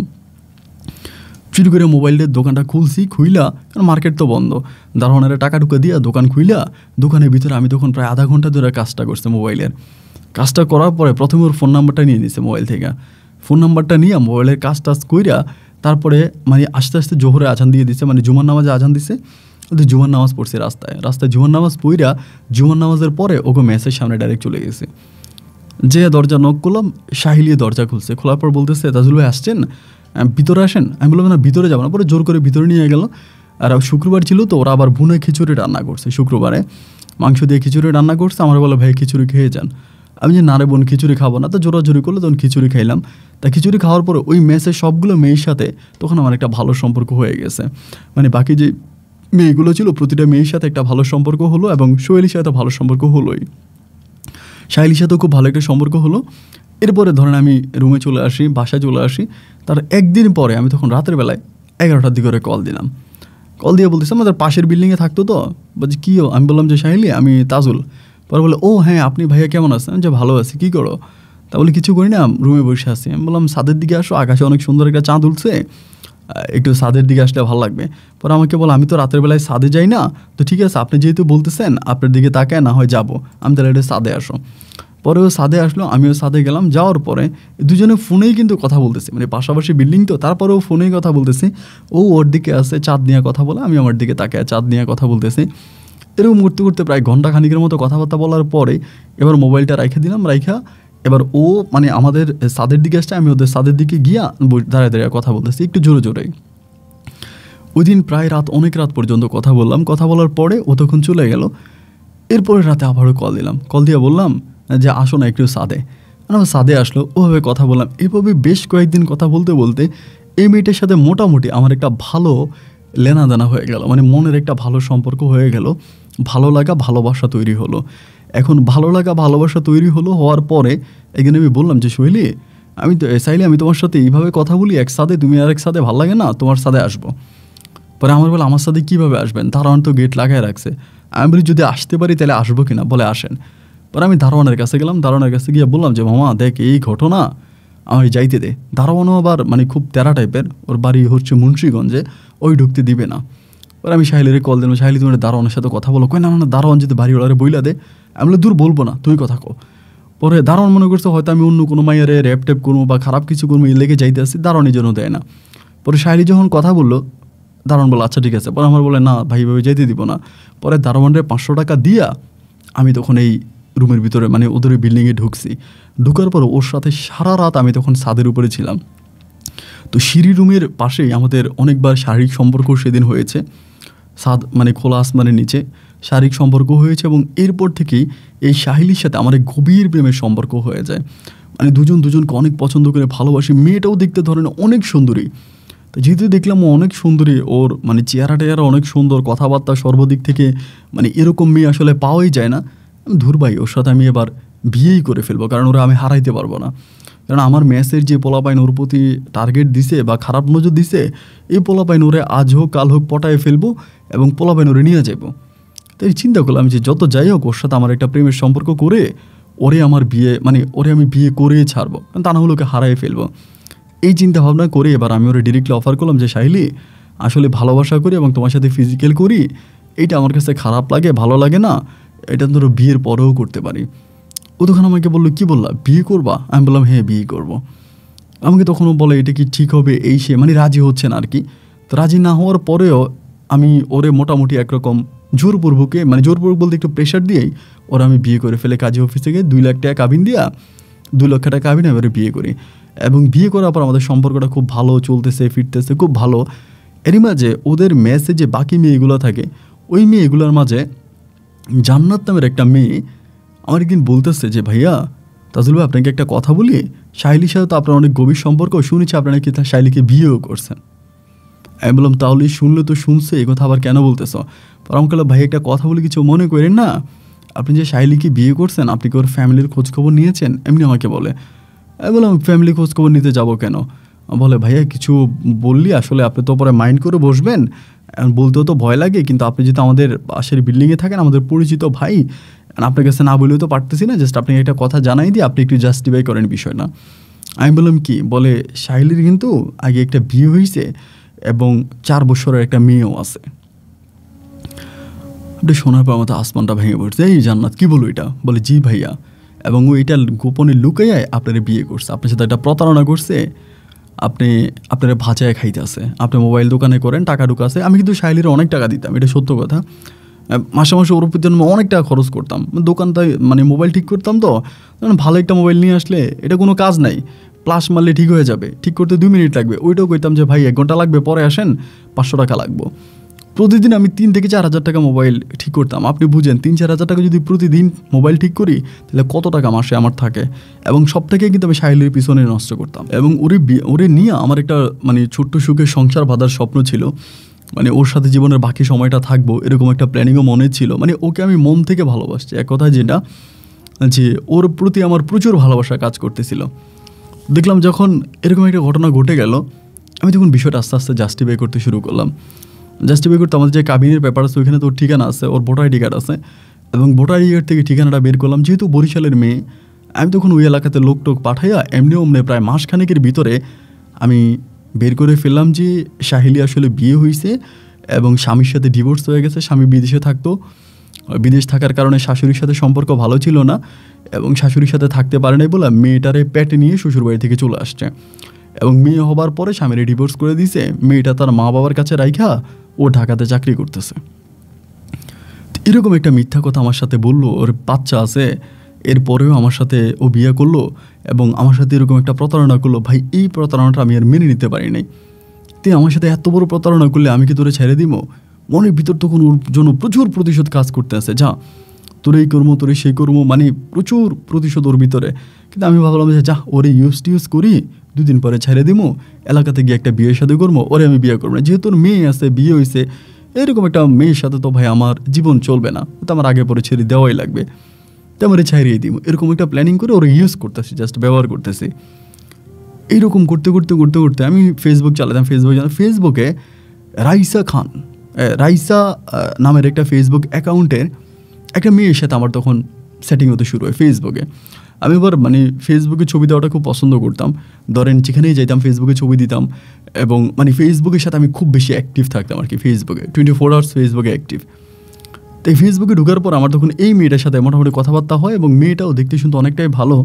মেয়ে মানে মেয়ের বাবা মা হচ্ছে বাংলাদেশি, বাবা হচ্ছে বাংলাদেশি, আর মেয়ের মা হচ্ছে আমেরিকান, এবং মেয়ের ভাইও হচ্ছে আমেরিকাতেই, মেয়েও আমেরিকান, কিন্তু মেয়ে বিজনেস করে প্লাস জব করে দুবাইতে থাকে। সে দুবাইতে মানে মাসের ভিতরে 3-4 মাস দুবাই থাকে, বাকি সময় আমেরিকাতে থাকে। এবং মেয়ে বাংলা খুব মোটামুটি একটু বলতে পারে, খুব ভালো না, মোটামুটি একটু বলতে পারে। এই মেয়েটার সাথে তখন আমার ফেসবুকে সেটিং হচ্ছে, এবং ওর বাড়িও বরিশালে, মানে ওর বাবার বাড়িও বরিশালে, এবং সে বরিশালকে অনেক পছন্দ করে। আমাকে বলে আমার মানে ওর অরিজিনাল বাড়ি বরিশালে, ও জন্মগ্রহণ করেছে আমেরিকাতে, এবং ওর বাবার মুখ থেকে টুকিটাকি দু একটা বাংলা শিখেছে, জাস্ট ও বলতে পারে। এবার ভাই মেয়েটার সাথে মানে এরকম একটা মেয়ে তো আমি মনে খুঁজতেছি ভাই, এরকম একটা মেয়ে পেলে তার কিচ্ছু লাগে না জীবনে। একে তো আমেরিকান পাসপোর্ট সব কিছু, এবং ধরেন তার আবার মোটামুটি সব জিনিস অনেক ভালো। সে আমাকে আমেরিকান পাসপোর্টের ছবিও পাঠাইছে, সে দুবাইতে বিজনেস করে, তাইলে তো মনে করেন এক কথায় কোটিপতি, তার টাকা পয়সার কোনো অভাব নাই। তার এক একটা ছবি টুইন টাওয়ারে, তারপরে আমেরিকাতে, কানাডাতে, বিভিন্ন জায়গায়ও মানে সেই লোকেশানগুলোতে ছবি, এবং এক একটা ছবিতে মানে আপনার ধরেন হাজার হাজার লাইক পড়ে আছে। এরকম একটা মেয়ে পাইলে তো আমি দুনিয়াতে বসে জান্নাত পেয়ে যাই। এর সাথে এবার কথাবার্তা বলতে বলতে ভিতরে এবার জাগলো যে যাই হোক, শেষবারে আমি যেটারে পাইছি এটারে দিয়া মোটামুটি আমার জীবনটা পার হয়ে যাইব। এই মেয়ের সাথে সেটিং করে কথাবার্তা বলি, এমন করতে করতে মেয়ে বাংলাদেশি ছেলে অনেক পছন্দ করে, বাংলাদেশি ছেলেকে ওর অনেক ভালো লাগে, বাংলাদেশি ছেলেদের মানে বাংলা কথা সর্বমিলে ও খুব ভালো। আমি কিন্তু তখন ওই রোমানার সাথেও কিন্তু সাহেলির সাথেও কিন্তু আমার একটা সম্পর্ক চলতেছে, মানে শাইলিকে আমি বিয়ে করছি, আমার বউ ওই সব ওরও টাইম দিতেছে, ওরাও ইউজ করতেছি, আবার এদিক দিয়ে রাইসের সাথেও কন্টিনিউ করে যাচ্ছি। এইভাবে রাইসের সাথে কন্টিনিউ করতে প্রায় 6 মাস আমি রাইসের সাথে সেটিং করি, এবং 6 মাসে রাইসের সাথে আমার খুব ভালো একটা প্রেমের সম্পর্ক হয়ে যায়। মানে একদম ও আমাকে ছাড়া বাঁচবে না, আমিকে ছাড়া বাঁচবো না, প্রতারণাও হতে পারে দেখা আমি বললাম যে ঠিক আছে তুমি তো বাংলাদেশে আসো, আমি তোকে বরিশালে ঘুরতে নিয়ে যাবো, দেখি ও আসে কিনা। ও প্রথমে আসতে রাজি হয় না, ও বলে যে আমার ভয় লাগে বা এটা ওইটা অনেক কথাই বলে। মানে তুমি আসো, আমি তোমার নিজে নিয়ে যাব, গোটা বাংলাদেশটা তোমাকে ঘুরে দেখাবো, তুমি আসো। এমন করে ওরে আমি কোনোভাবে পটায়া বাংলাদেশে আনার জন্য রাজি হইলাম। এবং রাজি হওয়ার এক পর্যায়ে তখন বাংলাদেশে আসলো, অবিশ্বাস্য লাগলো যে আমি যখন ওকে মানে বিমানবন্দর দেখলাম, মানে আমি বিশ্বাস করতে পারতেছি না যে আমার ভালোবাসার জন্য আমেরিকান একটা মেয়ে দুবাই হয়ে বাংলাদেশে চলে আসছে। আর ভাই ও যে দেখতে এত সুন্দর ছিল, মানে আমার দৃষ্টিতে, আমার চোখের দেখায় পৃথিবীতে এত সুন্দর মেয়ে আমি দেখি নাই। ওর শরীরের মানে ওর গালে দিয়ে যে রক্ত সঞ্চালন হয়, হাতে দিয়ে যে রক্ত চলাচল করে, এগুলি স্পষ্ট দেখা যায়, এত পরিমাণে রূপবতী। অ্যান্ড এরকম মেয়ে পাইলে, এবং ফরেনিয়ারের মতো ড্রেস পরে আছে, বিদেশি ওয়েস্টার্ন ড্রেস পরে আসে, ভাই এক কথায় মনে হয় আমি ওরে দেখা মানে আমি আর কলিজা ঠান্ডা হয়ে গেল যে যাই হোক আলহামদুলিল্লাহ, আল্লাহ তাআলার কাছে আর কোনো কিছু চাওয়ার নাই, যেমনটা চাইছিলাম এমনটাই পাইছি। এবং ওরে নিয়ে আমি তখন শেরাটনে উঠি, রাতেরবেলা আমাদের মাঝে মানে সব রকম ভালোবাসাবাসি, যেহেতু বিদেশি মানুষ সব কিছুই বুঝে। আমি তো ফোনের ভিতরে যে খারাপ কথাবার্তা বলা বা যাই বলো এগুলোই করতাম ফোনে। তো আসার পরে তো আমি ওর প্রতি খুবই অ্যাক্টিভ হয়ে গেলাম, তাই আমাদের মাঝে অনেক সম্পর্ক ওই দিন রাতের বেলা হয়ে যায়। এবং ও 2 দিন বাংলাদেশে থাকে। 2 দিন পরও আমাকে বললো যে দেখো আমার তো ওখানে বিজনেস আছে, তো আমি চলে যাব, অ্যান্ড ওখান থেকে আমি আমেরিকাতে যাব। এখন তোমার সাথে যদি আমার এত কিছু হয়ে গেল, ও আবার মানে মুসলমান, এবং ও আমাকে বলে আমি তোমাকে বিয়ে করে যেতে চাই। আমি তখন বললাম যে বিয়ে করবো, কীভাবে করবা, তুমি তো ফরেনিয়ার। তো আমাকে বলো ফরেনিয়ার যেহেতু বিয়ে করতে তো অনেক ডকুমেন্ট ঝামেলা আছে, তুমি জাস্ট একটা হুজুর থেকে আমাদেরকে কলমা পড়াও, আমরা কলমা পড়ি। একদিন ছিল, পরের দিন আমি তো এটাই চাচ্ছিলাম, আমি ভিডিও কলের মাধ্যমে ওর সাথে মানে ভিডিও কল বলতে ভিডিও করে ওরা মানে বিয়ে করে ফেলি। আবার বিয়েটা করার সবচেয়ে বড় কারণ আরেকটা ছিল যে আমাকে বললো যে আমাকে বিদেশে নিতে হলে আমাদের ম্যারেজ মানে বিয়ে এটা প্রমাণ লাগবে। এই জন্য ও কী করলো, আইসা একসাথে আমাদের শপিং হলো, এগুলোর ভিডিও হলো, এবং ও কী করলো ছবি ওঠালো যে আমরা বিয়ে করছি, ও বধূ সাজলাম, আমি বর সাজলাম, এরকম আমরা একটা বিয়েও করছি। মানে হুজুর ডেকে, ওরকম ডকুমেন্ট ছাড়াই হুজুর ডেকে বিয়ে করছে। ও আমাকে বললো যে ফেক ডকুমেন্ট তৈরি করে জমা দিতে হয়, কিন্তু ডকুমেন্টটা ইম্পর্টেন্ট না, ইম্পর্টেন্ট হচ্ছে যে আমাদের ছবিগুলো রিয়েল কি না এইটা অ্যাম্বাসিতে চেক করবে। এই বলে ধরেন ও আবার দুবাইতে ব্যাক করে দুবাইতে চলে গেল, দুবাই থেকে ওদের দেশে যাবে। এদিক দিয়ে তো মনে করেন আমি তো মানে আর সাহেলির সাথে খুব বেশি একটা কথা বলি না, এমন করে সময়গুলো কাটতে কাটতে কাটতে কাটতে ও তখন আমাকে প্রায় 2 মাস পর আমাকে বললো যে তাজুল একটা কাজ করো, আমি তো আসলে তোমাকে ডিরেক্টলি কানাডাতে রেখেতে আনতে পারতেছি না, তুমি দুবাইতে আসো, যেহেতু দুবাইতে আমার বিজনেস আছে, আমি হাজব্যান্ড হিসেবে যেহেতু আনতে ঝামেলা হচ্ছে, দুবাইতে আসার পরে আমি তোমাকে দুবাইতে আমার ব্যবসার পার্টনার বানিয়ে ফেলবো, বা আমার প্রতিষ্ঠানে তুমি জব করে এরকম একটা জিনিস বলে আমি তোমাকে কানাডাতে আমেরিকাতে নিয়ে আসবো। সো তখন আর খুব বেশি একটা ঝামেলা হবে না, বাট এইভাবে অনেক ঝামেলা হচ্ছে, তুমি এইটা করো। আমি তখন বললাম ভালো, তুমি যা বলো আমি তাই করবো। পরে আমাকে বললো তুমি দুবাইতে চলে আসো। আমি বললাম কীভাবে আসবো? বললো ট্যুরিস্ট ভিসায় চলে আসো। পরে আমি দুবাই ট্যুরিস্ট ভিসার জন্য অ্যাপ্লাই করলাম, আমার দুবাই ট্যুরিস্ট ভিসা হয়ে গেল। যেহেতু আমার মোটামুটি ব্যাঙ্ক স্টেটমেন্টও ভালো ছিল, দুবাইতে ট্যুরিস্ট ভিসায় চলে গেলাম। এবং দুবাই ট্যুরিস্ট ভিসার যাওয়ার পরে এয়ারপোর্ট থেকে ওই আমাকে রিসিভ করলো, ওর সাথে দেখা হলো, আমাকে ওর সাথে রুমে গেলাম। এবং রুমে যাওয়ার পরে জাস্ট আমি ওর রুম পর্যন্তই গেলাম, কিন্তু ও যখন রুম থেকে রাতের বেলায় বেরোলো আমাকে জানালো যে ও রাতে আসবে না, ও কোথায় জানি থাকবে, আমাকে এটা বললো একটু ঝামেলা আছে, কালকে সকালে আসবে। আমার কাছে বিষয়টা খুব সন্দেহজনক মনে হলো। এবং সকালবেলায় হঠাৎ করে ও না এসে 3টা ছেলে আসলো, এবং এই 3টা ছেলেই একটু ভয়ঙ্কর টাইপের আর কি, যেটা মানে নেশা টেশা করা খারাপ টাইপের এরকম মনে হলো। এবং 3টে একেবারে কালো। আইসা আমাকে বললো যে ম্যাডাম আপনাকে যেতে বলছে, এটা আমাকে বললো, মানে ওদের বাসায় ওদের ল্যাঙ্গুয়েজে বললো, ইংলিশে। আমি বললাম যে ঠিক আছে ফাইন। আমি যখন উঠলাম ওদের সাথে গাড়িতে উঠার পরে আমাকে একটা মানে মোটামুটি শহর থেকে অনেক দূরে কোথাও নিয়ে যাচ্ছে। আর এনিমে যে আমি রোমানাকে কল দিচ্ছি, সে আমাকে বললো ইউ ক্যান কাম প্লিজ, মানে হোয়াটসঅ্যাপে কথা হচ্ছে, ও আমাকে যাইতে বলছে। তো ও আমাকে যাইতে বললো আর ওরাও আমাকে নিয়ে যাচ্ছে। আমি সেই বিশ্বাসে তখন গাড়ি দিয়ে যাচ্ছিলাম, যাওয়ার পরে শহর থেকে মোটামুটি অনেকটা দূরে একটা বিল্ডিংয়ে আমাকে তখন উঠালো। এবং ওই বিল্ডিংয়ের ভিতরে ঢোকার পরেই আমি দেখলাম যে ওখানে আরও প্রায় 10-12 জনের মতো মানুষ আছে, এবং সবার গায়ে কাপড় নাই, হাফ প্যান্ট পরে এমন একটা অবস্থা। ওইখানে ঢুকিয়ে দিল। অবাক হয়ে গেলাম, মানে আমার কাছ থেকে মোবাইল ফোনটাও তারা নিয়ে গেল, মোবাইল ফোনটা নিয়ে চলে যাওয়ার পর আমি যে দুবাইতে আসতেছি, আমি কিন্তু আমার মাকে জাস্ট অতটুকুই বলছি আমি দুবাই থেকে ইউরোপে যাব, আমার ফোন টোন বন্ধ থাকলে তুমি টেনশন করো না। আর দুবাইতে আসি এটা কিন্তু আমি সাহেলিকে বলিনি, কারণ হচ্ছে আমি দুবাই যাব, ওখান থেকে আমি বিয়ে করবো, এই সাহেলিকে বলার প্রশ্নই আসে না। এই জন্য আমি সাহেলিকে কোনো কিছু না বলে আমি তখন আমার মাকে জানাই, তখন আমি দুবাইতে আসছি। ফোনটা নিয়ে চলে গেল। আমি তখন ওদের ওখান থেকে জানতে পারলাম যে তারাও একইভাবে এই রাইসার খপ্পরে পড়ে একজন ইন্ডিয়ান আছে, পাকিস্তানি আছে, তারপরে ইসরাকিস্তান আছে, তারপরে ইরানি আছে, মানে বিভিন্ন দেশের ছেলেরা একইভাবেও বিভিন্ন দেশে যাইতো, ওদের সাথে সম্পর্ক করতো, প্রেম ভালোবাসা করতো, কাউকে বিয়ে করতো, এরপরে নিয়ে এসে এখানে আটকাইতো। এটাই ছিল ওর বিজনেস। আমার তো তখন আর আমি দুনিয়াতে নেই, আল্লাহ এটা কী হইল। ইনি আসার পরেই আমারে রাতটা রাখলো, সকালবেলা কয়েকজন আসলো, আইসা আমার বলতেছে ফ্যামিলিতে ফোন দে, টাকা আনতে হবে। কত টাকা? 50 লাখ, মানে ওদের ডলার হিসাব করে 50 লাখ টাকা আনতে হবে, মানে ফ্যামিলিতে ফোন দিতে বলছে। হলে 50 লাখ টাকা আমার ফ্যামিলি থেকে দিবে কোত্থেকে? আমার মারতেছে, হুড়দুম মারতেছে। আমি তখন মারে কল দিলাম যে মা, আমি তো একটা ঝামেলায় পড়ছি, আটকাইছে। আবার এটা বলতে মানা করে যে তুই যেখানে আটকাইছিস সেটা বলবি না, বলবি যে টাকা লাগবে। আবার ওদের ওখানে একজন বাঙালি লোকও আছে, ওনারা মুখোশ বাঁধা, ওনাকে চিনি না, মানে মুখোশ বাঁধা উনি শিখিয়ে দেয়। তা আমি তখন বললাম যে মা, আর একটা বিজনেস করবো, 50 লাখ টাকা লাগবে আমার জন্য, দুবাই তুমি 50 লাখ টাকা পাঠাও। আমার আম্মা আমারে গালাগালি কইরা ফোন কেটে দিছে যে এই তোর জন্য 50 লাখ টাকা পাঠাবো মানে। এই আম্মা যখন টাকা দিল না, সেদিন রাত্রে আমার মায়ের যে মায়ের ভাই বেল্ট খুইলা ওই আফ্রিকানগুলা আমার কুত্তার মতো পিটাইছে ওইখানে। সকালবেলা এই পরিমাণের মারছে, আবার এগুলোর মধ্যে ওরা গরম পানি ঢেলে দিচ্ছে ওই মায়ের মধ্যে। এমনি ওই সময়টা ছিল গরম, একদম গরম, জুন জুলাইয়ের গরম, তার উপরে আবার গরম পানি দিচ্ছে ঢাইলা গায়ের মধ্যে। এবং প্রতিটা মানুষকে মারতেছে, এবং তারা নতুন নতুন মানুষও আনতেছে, বিভিন্ন রুমে আনতেছে। আমি তখন বললাম আল্লাহ আমি কী করব? আমার পরিবার থেকে 50 লাখ টাকা তো আমাকে জীবনও দেবে না। পাক্কা 15 দিন আমাকে ওখানে আটকায় রাখছে। 15 দিন প্রচুর পরিমাণ টর্চার করছে। দেখছি যে না, আমার পরিবার থেকে আমাকে টাকা দেওয়ার মতো কোনো সামর্থ্য নাই, 50 লাখ টাকা দিবে কোত্থেকে? শেষ পর্যন্ত 20 লাখে আসছে, 40 লাখে ছিল, 30 লাখে ছিল, লাস্ট পর্যন্ত 20 লাখ আনতেই হবে।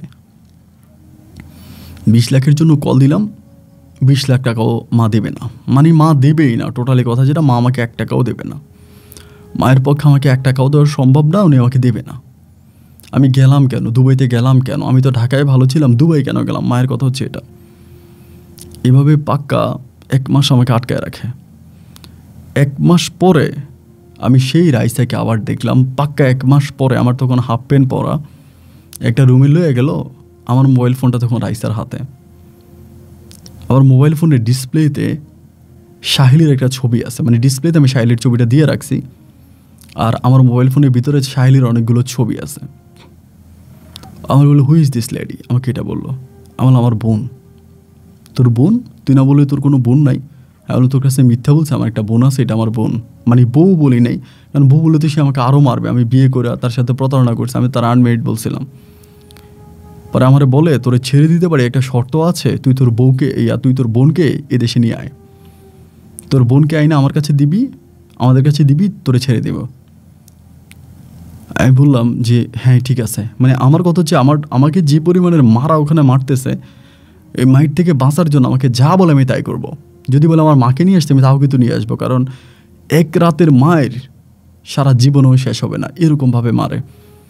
পরে আমারে বললো, ঠিক আছে তাহলে তুই আমার সাথে চল। ওর সাথে 2টা ছেলে ছিল, মানে ওরা এক কথায় যেটা, ওরা ফুল মাফিয়া গ্যাং, অনেক বড় গ্যাং ওদের, মানে বিভিন্ন দেশে ওদের লিঙ্ক আছে।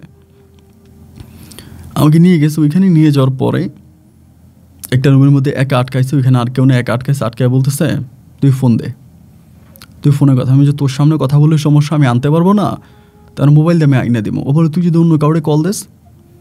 তখনও করলো কি, যে তুই যদি জাস্ট এই নাম্বারে কল দিবি, অন্য কোনো নাম্বারে কল দিতে পারবি না। তাই আমি চিন্তা করলাম, আমি যার সাথে কথা বলবো এখন, সে যদি রেকর্ডিং করে বা শোনে যে এটা আমার মানে বউ, তাহলে তো আমি আরেক ঝামেলায় পড়বো। এবার আমি তার পা ধরে কান্না করে দিচ্ছি যে, রাইসা তুই আমরা মাফ করে দে, আসলে আমি ম্যারিড, এটা আমার বউ, ওর নাম হচ্ছে সাহিলি, আমার বোন না। পরে আমার বলে, বা হাউ ফানি, তো ফাইন, তোর বউ হইলেও সমস্যা নাই, নিয়ে আয়, মেয়েটা আমার পছন্দ হয়েছে। এবার আমি সাহিলিরে ফোন দিলাম। ও ফোন রিসিভ করেই আমি যখন বললাম যে, সাহিলি আমি তাজুল, আইরে আমার গালাগালি, তোমার সাথে বেমানি করছোস, তুই চলে গেছোস দুবাই, কারে বলে গেছোস, তুই দুবাই গেছোস, আমি পরে জানতে পারছি, খুব গালাগালি করতেছে। আমি, সাহিলি আমি তো দুবাইতে আছি, ভালো অবস্থানে আছি, আমি ওখানে একটা মোবাইলের দোকান দিছি, আমার আম্মার কাছ থেকে টাকা ঢুকে নিয়ে তোমাকে সারপ্রাইজ দেওয়ার জন্য বলি নেই, এখানে তো আমার অবস্থা খুব ভালো, তুমি কি আসবা? বলে, তুই কি আমার নিছস? তুই নিলে তো আমি অবশ্যই যাইতাম, তুই তো আমাকে নেস নাই, আমাকে না বলেই চলে গেছস। আমি আর তোমার সারপ্রাইজ দেওয়ার জন্য আর কি। আমাকে বলে, তুমি আমার স্বামী, তুমি যেখানে বলো আমি সেখানেই যাবো না কেন? আমি তো ইমিডিয়েটলি পাসপোর্ট করো, পাসপোর্টটা করে আমার পাসপোর্টটা পাঠাও। আমাকে বলে, তুমি ফোন দিলে ধরবা তো? আমি বললাম, হ্যাঁ ফোন দিলে আমি ধরবো। এই কথা বলে তারা তখন করলো কি, আমার কাছে মোবাইল ফোনটা দিয়ে গেল। মোবাইল ফোনের ভিতরে যে কী করে গেছে, আমাকে বলে, তুই সাহিলিকে ছাড়া আদার্স কোথাও ফোন দিলে আমরা বুঝতে পারবো, এবং আদার্স কোনো নাম্বারে কল দিলে, আদার্স কোনো নাম্বার রিসিভ করলে তোর সমস্যা হবে। এবং আমি যে কী কথা বলতেছি সব তাদের কাছে চলে যাচ্ছে, মানে মোবাইল ডিভাইসের মাধ্যমে এমন কিছু করে দিছে, আমার রেকর্ডিংগুলো বা মেসেজগুলো এভরিথিং তাদের কাছে যাচ্ছে। মোবাইল ফোনটা আমার কাছে দিয়ে তারা চলে গেছে। আমি আর কাউরে ফোন দিই না, সাহিলি ফোন দেয় ওরে, আমি শুধু বুঝাই যে তুমি চলে আসো, এমনি অমনি। জাস্ট আমার কথা হচ্ছে, আমি সাহিলিকে আইনে ধরাই দিয়া আমি এখান থেকে কোনো মতে বাঁচতে পারলে হয়, কারণ সাহিলিকে নিয়ে তো আমি সংসার করবো না। এভাবে ইমিডিয়েটলি সাহিলি তখন পাসপোর্ট করে আমাকে বলে, টাকা ধর, জানো আমি টাকা দিতে পারবো না, এখানে আমার ব্যবসার সব টাকা খরচ হয়ে গেছে, তুমি টাকা ম্যানেজ করে আসো। ও তখন ওর থেকে টাকা দিয়ে, আমি যে ট্রাভেল এজেন্সি থেকে ট্যুরিস্ট ভিসা লাগাইছি, একইভাবে ও ট্যুরিস্ট ভিসা লাগাইছি, ট্যুরিস্টই আসলাম এখানে তোমার ডকুমেন্ট করবো। এই ট্যুরিস্ট ভিসায় ও কিছুদিনের মধ্যে চলে আসলো। জাস্ট ও প্লেনে উঠছে অতটুকু আমি জানতে পারছি যে ও বিমানে উঠছে। এখানে অনেক ঘটনা আছে, ওই ঘটনাগুলো বিস্তারিত বলতে গেলে অনেক সময় লাগবে, ঘটনাগুলো বিস্তারিত না বলি, জাস্ট ও প্লেনে উঠছে এই পর্যন্ত আমি জানতে পারছি। ও প্লেনে ওঠার পরে আমার কাছ থেকে তারা মাফিয়া যারা ছিল তারা মোবাইল ফোনটা নিয়ে গেছে। মোবাইল ফোনটা নিয়ে গিয়ে আমাকে আবারও সে একই জায়গায়, মানে ও দেশে আসছে, আমাকে আবার ওই ছেলেগুলোর সাথে পাঠিয়ে দিল। ওইখানে আমাকে আবার পুরনো জায়গায় নিয়ে গিয়ে আমাকে আবার ওখানে টর্চার, প্রচুর কাজ করায়। একটা সময় ওখানে কাজও করায় ওরা, বিভিন্ন ধরনের বুটিক্সের কাজ বা এই কাজ ওই কাজ, জুতার কাজ, অনেক কাজ ওইখানে করায়, অনেক লোকজন দিয়ে কাজ করায়। আর এটা যে ও শুধু রাইসে একা করে তা না, রাইসের সাথে অনেক কান্ট্রির মেয়েরা আছে, এবং অনেক কান্ট্রির মেয়েরা ওদের টার্গেট বাংলাদেশ, পাকিস্তান, ইন্ডিয়া, নেপাল, শ্রীলঙ্কা, ওই কান্ট্রির ছেলেগুলোকে তারা টার্গেট করে এবং ওদের সাথে রিলেশন তৈরি করে। যেই কান্ট্রিগুলো ধরেন এশিয়া মহাদেশের কান্ট্রি, এগুলোতেই বেশিরভাগ ওরা টার্গেট করে। আমাকে তখন সেখান থেকে আবার মায়ের এভাবে আরও অনেকগুলো দিন কেটে গেল, প্রায় 3 মাসের মতো কেটে গেল। 3 মাস আমার পরিবারের সাথে কোনো যোগাযোগ নাই। 3 মাস আমার কাছে কোনো মোবাইল দেয় নাই, জাস্ট কাজ করাতে আসছে, বিভিন্ন কাজ করাচ্ছে, বিভিন্ন ওই রুমের ভিতরে বিভিন্ন কাজ করাচ্ছে, বিভিন্ন কাজ করতেছি। 3 মাস পরে ওই রাইসার সাথে আমার আবারও দেখা। এই 3 মাস আর দেখা নেই। 3 মাস পরে আমাকে আবারও নিয়ে গেছে ওই রাইসা, যেখানে সেখানে নিয়ে গিয়ে আমাকে বলতেছে যে তোরা দেশে পাঠাই দিব, এখানে তোরা যা আসিস সবাইরে মেরে ফেলে তোদের কিডনি হার্ট এটা ওইটা নিয়ে যাব। এখন তুই কি বলিস, বাড়ি থেকে টাকা আনতে পারবি না, তোকেও আমি ওই সাইডে ফেলে দিব। মানে তখন আমিও একটা আভাস পাইতেছি যে আমাদেরকে মেরে ফেলবে, এরকম কথাবার্তা চলতেছে। আমি তখন বললাম যে দেখ, তুই যা বলবি আমি তাই করবো, তা আমরা মারিস না। আমার বলে যা তাহলে দেশ থেকে 20 লাখ টাকা নিয়ে আয়, তোর আমারে ফোন দে। আবার ওর সামনে পরে আমি মারে ফোন দিয়ে চিৎকার করে কেন বলছি, মা তুমি আমার 20 লাখ টাকা দাও। এই যে 3 মাস মায়ের সাথে কথা বলি না, মায়ের মনটা অনেক নরম হয়ে গেছে। মা তখন বলে ঠিক আছে, কিন্তু তুই তোর বাপের কাছে যে জায়গায়, ওই সময় আমার আব্বাও কিন্তু মারা গেছে। আব্বা মারা গেছে, আমি তখনও কিন্তু ওদের কাছে বন্দি। আব্বা মারা গেছে এটা মায়ের কাছ থেকে শুনতে পেলাম, কান্নাকাটি করছে। ওরা জিজ্ঞেস করে হোয়াট হ্যাপেন, আমি বলে যে আমার বাবা মারা গেছে, মাই ফাদার ইজ ডাই। পরে আমার আম্মা তখন কী করলো, জমি বিক্রি করলো। জমি বিক্রি করে আমার জন্য 20 লাখ টাকা পাঠালো। আর যে অ্যাকাউন্ট দিল সেই অ্যাকাউন্টে 20 লাখ পাঠানোর পরে আমি যেদিন চলে যাব, ওই দিন রাইসা আমাকে বলতেছে তোর ওয়াইফকে নিয়ে যা, তোর ওয়াইফ অসুস্থ, সাহিলিকে নিয়ে যায়। আমি তখন বললাম যে সাহিলিকে আমি নিয়ে যাবো। বলে হ্যাঁ, এয়ারপোর্টে তোর দেখা হবে। আমাকে টিকিট সব কিছু কনফার্ম করে দিল। এয়ারপোর্টে আসার পরে ওদের লোকে এসে আমাকে এয়ারপোর্ট পর্যন্ত দিয়ে গেছে। এয়ারপোর্টে নামার পরে আমার তখন ওইখান থেকে ওদের মাফিয়ার মাধ্যমে ওদের লিঙ্ক বা ওদের প্রতিটা জায়গায় লিঙ্ক, আমি সব কিছু বলতে চাই না, বললে হয়তো আমার আরও সমস্যা হতে পারে, এই জন্য আমার এইসব বলাও নিষেধ ছিল, বাট আমি তারপরেও বলতেছি। সেখানে আমার সাহেলির সাথে এয়ারপোর্টে দেখা, যেভাবে হোক ওদের মাধ্যমে এয়ারপোর্টে দেখা। বাট এতটুকুই বলে ওদের সব জায়গায় লোক আছে, সব জায়গায় ওদের লোক আছে, এবং ওদের বাংলাদেশে অনেক বড় এজেন্ট আছে যারা কাজ করে ওদের আন্ডারে। পরে আমাকে সাহেলির সাথে এয়ারপোর্টে দেখা, ও খুবই অসুস্থ, মানে হাঁটতে পারে না এমন একটা অবস্থা। ও আমাকে দেখে আমার হাতটা খুব কষ্ট করে ধরছে। আমি ওকে নিয়ে ঢাকাতে আসছি। ঢাকাতে আসার পরে ওর অবস্থা খুব খারাপ, তাকে সাথে সাথে হসপিটালে ভর্তি করাইছি। ওর বাবা আমাকে কল দিয়েছি, তারা আসছে। এরই মাঝে আমি ভাবলাম যে আমি একটু বাড়িতে যাব, বাড়ির খোঁজখবরটা নিব। ওর বাবা মারে কল দিচ্ছে, ওরা ঢাকা থেকে এই বরিশাল থেকে ঢাকাতে আসছে। তারা ঢাকাতে আসছে, শৈলী তাদের সাথে ফোনে কী কথা বলছে জানি না। আমরা ধরেন যেদিন আসছি তার পরের দিন আমি শৈলীর সাথে হসপিটালে দাম করে ওর বাবা মা হসপিটালে পুলিশ নিয়ে আসছে, আইসা আমাকে অ্যারেস্ট করাই দিছে।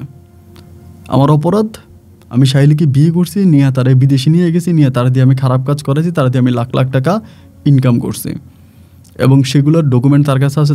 তার ডিএনএ করা হবে এবং তার সাথে ফিজিক্যাল করানো হয়েছে। আমি তাকে নিয়ে গেছি অ্যাজ এ স্বামী হিসাবে।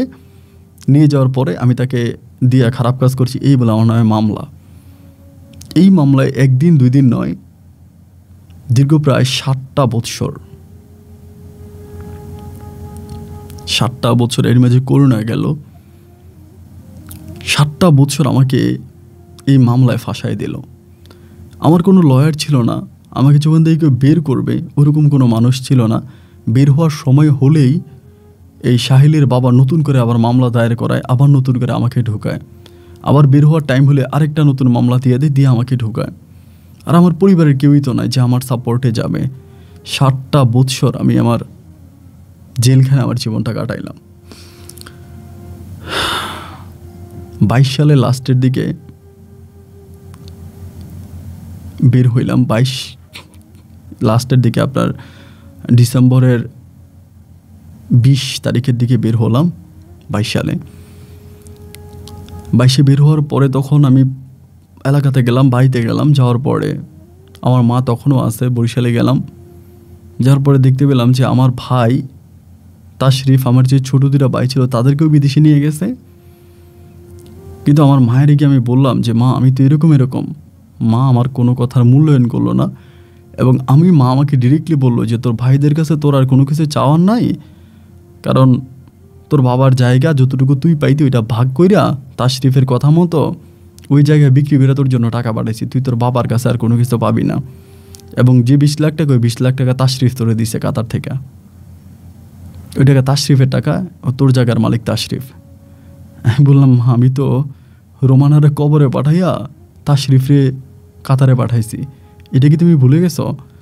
মা আমার বলে এইসব কথা বললে আর এখন লাভ নাই, তুই টাকা নয়ে গেছ, আর তুই যে এলাকাতে আসছিস এটাও তো তুই ভালো করস নাই। তুই নাকি বিদেশ মেয়ে নিয়ে পাচার করছিস, মেয়ের নিয়ে খারাপ কাজ করছিস তুই বিদেশে, তোর কথা তো কেউ এলাকাতে শুনতেও পারে না। এলাকার দোকানপাটে যেখানে যাই সবাই আমাকে বলে, এই তুই এলাকাতে আসলি কেন? তুই এলাকাতে, সবাই আমার সাথে কুকুরের মতো ধুর ধুর করে আচরণ করে, যে আমি বিদেশে মেয়ে নিয়ে পাচার করি, মেয়ে পাচার করি। মানে সবার কাছে একটা কথা হয়ে গেল, বাড়ির মানে চাচি যেটি যা আছে তারা আমার দেখলে ধুর ধুর করে, এই তুই আসিস কেন গ্রামে, যা তুই কোনো গ্রাম থেকে মেয়ে নিয়ে চলে যাবি। এই বলে 2 দিন পরে গ্রামের মেম্বার আমাকে ডাকলো, চেয়ারম্যান আমাকে ডাকলো, ডাকে বলে তুই গ্রাম থেকে চলে যা, কারণ তুই আবার এখানে কোন মাইয়ারে ফাঁসে কোন মাইয়ারে বিদেশি নিয়ে বিক্রি করে দিস তার কোনো ঠিক আছে? আমাকে গ্রাম থেকে বিতাড়িত করে দিল। এবং সাহিলের খবর আর আমি পাই নাই, ওর আসলে বিয়ে হয়েছে না হয়েছে কী হয়েছে, ও বরিশালে চলে গেছে, অতটুকু ওর খবর নেওয়ার সময় আর আমার হয়নি। পরে এই জায়গা থেকে ঢাকাতে আসলাম, মাস 6 মতো এখানে ওইখানে কাজ টাজ করলাম, ভালো কোনো অবস্থায় পাই না বা ভালো কোনো কিছু পারি না। সেখান থেকে এক ভাইয়ের মাধ্যমে ইন্ডিয়া কেরালাতে একটা কাজে গেলাম, কেরালাতে কাজে গেলাম এবং সেই 2023 সালে কেরালা আসছি, এখন 24 চলতেছে, এখন কেরালাতে আছি, কেরালাতে কাজ করতেছি, মোটামুটি যা বেতন পাইতেছি, নিজে খাইতেছি, বাঁচতেছি। তো এখানে ভাই হঠাৎ করে আপনার স্টোরিটা একদিন আমার চোখের সামনে পড়লো। আমি আপনার একটা গল্প শুনলাম, মহসিন নামে চিটংয়ের একটা লোকের গল্প শুনলাম। তা শোনার পর আমার ভিতরে জাগলো যে আমি আমার কথাগুলো আপনার সাথে শেয়ার করব। আপনাকে আমার কথাগুলো বললাম। আমি আমার এলাকার কোনো মানুষকে বিশ্বাস করে দিতে পারি না যে আমি কোনো মেয়ে পাচার করি নাই, আমি পাচারকারী না। আমার এলাকার সব মানুষ তারপর আমাকে পাচারকারী হিসাবে গণ্য করছে। এবং এই যে রোমানা মারা গেছে আত্মহত্যা করে, এটাও আমার এলাকার মানুষ জেনে গেছে। আমার মা বলেছে না হাকিম বলেছে, কে বলে দিয়েছে জানি না, এটাও আমার এলাকার মানুষ জানছে। আমি বাড়িতে যাওয়ার পরে এইগুলোও এলাকার মানুষ বইলে আমাকে এলাকা থেকে বের করছে। তো রোমানার সাথে কাহিনী করে ছোটো ভাই তাশরিফরে বিদেশে পাঠাইলাম এবং সাহিলিকে তো আমি ইচ্ছে করে নিই নাই, সাহিলিও গেল, আমি ওরে শেষ পর্যন্ত দুবাই থেকে নিয়েও আসলাম। তো জানি না আমার ভাগ্যটা কেন এরকম হলো, এবং আমি জানি আমি অনেক অপরাধ করছি, সে অপরাধের শাস্তি আমি পাচ্ছি। অপরাধ করলে যে মানুষ শাস্তি পায় আমি তার জ্বলন্ত প্রমাণ। এজন্য আমার মাধ্যমে আমি, আপনার মাধ্যমে আমি আমার গল্পটা প্রচার করে আমার বয়সী ভাই বোনদেরকে সতর্ক করতে চাই, যাতে আমার মতো কেউ এরকম ভুল না করে। তার জন্য অনুরোধ করবো আপনি কি আমার গল্পটা প্রচার করবেন। ভালো থাকবেন আপন ভাই, আসসালামু আলাইকুম।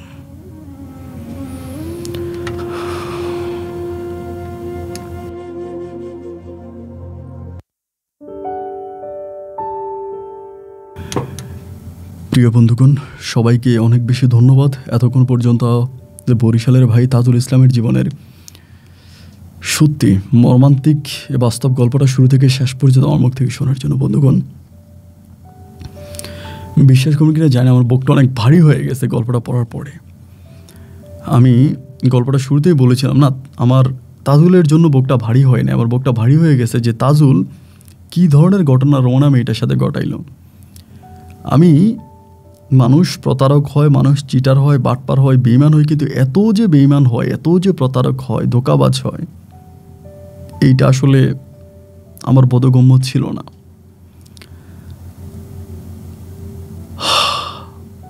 আমি গল্প শুরুতেই বলেছিলাম যে বন্ধু, আপনি যতই অপরাধ দুনিয়াতে করেন, আপনি ভাইবেন না যে মৃত্যুর পরেই শুধু আপনার শাস্তি হবে, আপনি দুনিয়াতে সায়েন্সার মতো কাটাই দেবেন না। এই দুনিয়াতেও সে অপরাধের সাজা কিছু না কিছু হলে আপনাকে পেয়ে মরতে হবে। তারই জ্বলন্ত প্রমাণ এই তাজুল।